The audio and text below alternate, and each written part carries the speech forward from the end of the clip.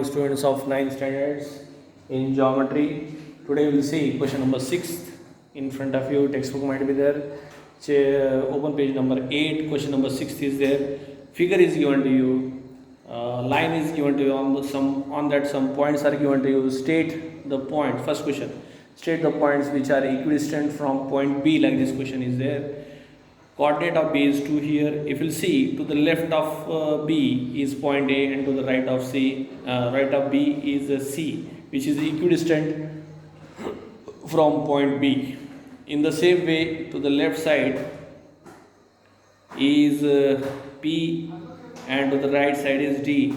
So your answer should be points A and C and point P and D.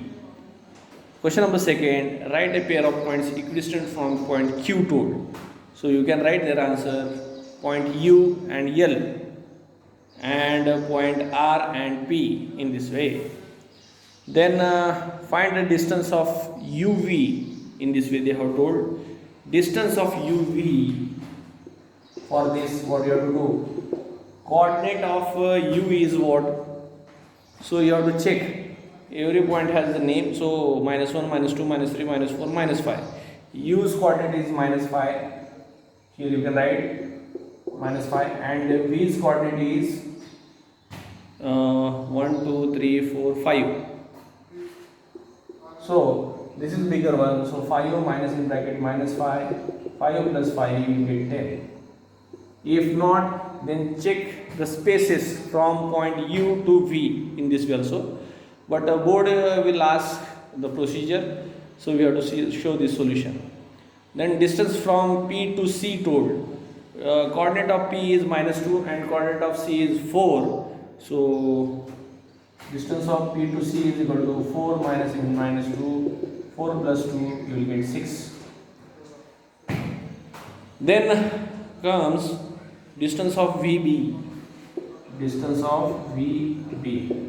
Coordinate of V is 5 and coordinate of B is 2. So directly 5 minus 2 you will get 3. Next comes distance of UL.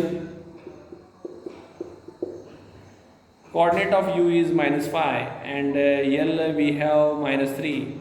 -3 is greater than -5, so -3 minus in bracket -5. -3 plus 5 you will get positive.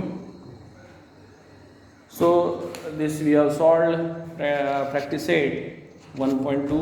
Now some theoretical part we will take. We will understand conditional statements and converse. So about this, first of all, the statements which can be written in the form if then are called conditional statement. This you should write in your notebook. Again one time I will repeat.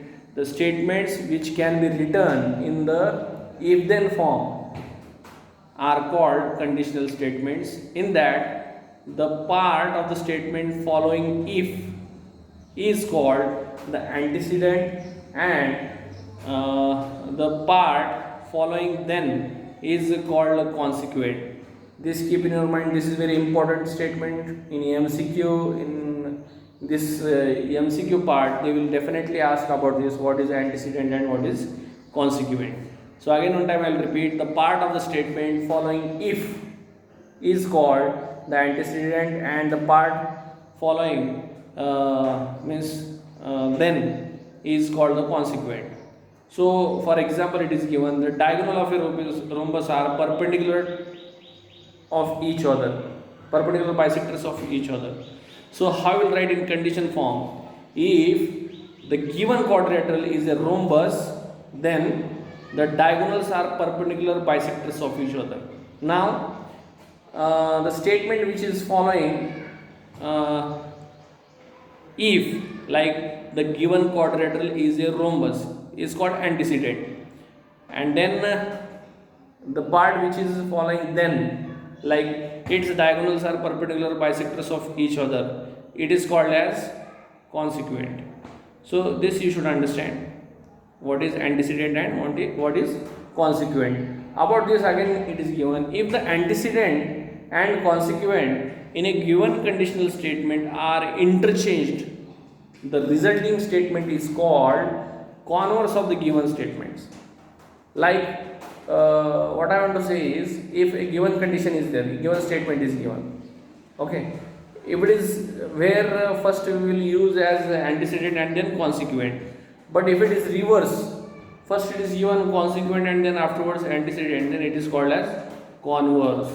Next, if a conditional statement is true, the converse is not necessarily true.